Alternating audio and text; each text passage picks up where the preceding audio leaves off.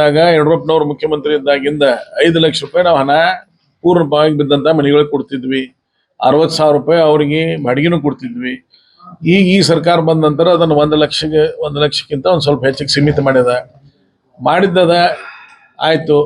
ಆದ್ರೆ ಇವತ್ತಿನ ತನಕ ರೊಕ್ಕ ಬಿಡುಗಡೆ ಮಾಡಿಲ್ಲ.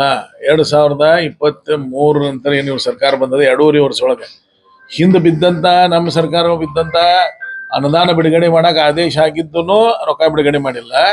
ಈ ಸರ್ಕಾರ ಬಂದ ನಂತರ ಬಿಡುಗಡೆ ಮಾಡುವಂತದ್ದನ್ನು ಮಾಡಿಲ್ಲ. ಇದು ಜನಸಾಮಾನ್ಯರಿಗೆ ಇವತ್ತ ಬಾಡಿಗೆ ಮನ್ಯಾಗ ಇರುವಂತ ಪರಿಸ್ಥಿತಿ ಇಲ್ಲ. ಬಿದ್ದವರು ರೋಡ್ ಮ್ಯಾಗ ಇರತ್ತಾರ, ಚಪ್ರ ಹೊಡ್ಕೊಂಡಿರತ್ತಾರ. ಇದು ಒಂದು ಭಾಗ. ಎರಡನೇದು ಪ್ರಧಾನಮಂತ್ರಿ ಆವಾಸ್ ಯೋಜನೆ ಸ್ಲಮ್ ಮುಖಾಂತರ ಏನ್ ನಾವು ಜಾರಿಗೆ ತರ್ತೇವೆ ಸ್ಲಮ್ದಲ್ಲಿ ಅವ್ರಿಗೂ ರೊಕ್ಕ ಬರ್ತಾ ಇಲ್ಲ ಅಂದ್ರೆ ಆ ಕಾಂಟ್ರಾಕ್ಟರ್ ಕೆಲಸ ಬಂದ್ ಮಾಡಿದಾನ. ಇಲ್ಲಿ L&T ಕೆಲಸ ಸರಿ ಆಗ್ತಾ ಇಲ್ಲ ಅಂತ ಇನ್ನೇ ಹೇಳಿದ ನಾನು. ಆದ್ರೆ L&T ಇದ್ದವ್ರಿಗೂ ಹಣ ಬಾಕಿ ಅದ. ಹೀಗಾಗಿ ನಗರದಲ್ಲಿ ನಡೆಯುವಂತ ಎಲ್ಲಾ ಬಹುತೇಕ ಕೆಲಸಗಳಿಗೆ ಹಣ ಬಿಡುಗಡೆ ಮಾಡದೇ ಇರೋದ್ರಿಂದ ನಗರ ಕೆಲಸಗಳು ಪೂರ್ಣವಾಗಿ ಕೆಲಸ ಜಾರಿಗೆ ಆಗ್ತಾ ಇಲ್ಲ. ಇದ್ರ ಜನಸಾಮಾನ್ಯರಿಗೆ ತೊಂದರೆ ಆಗ್ತದೆ. ಈ ಸರ್ಕಾರದಿಂದ ಅನೇಕ ಸಮಸ್ಯೆಗಳು ಉದ್ಭವ ಆಗಿದೆ.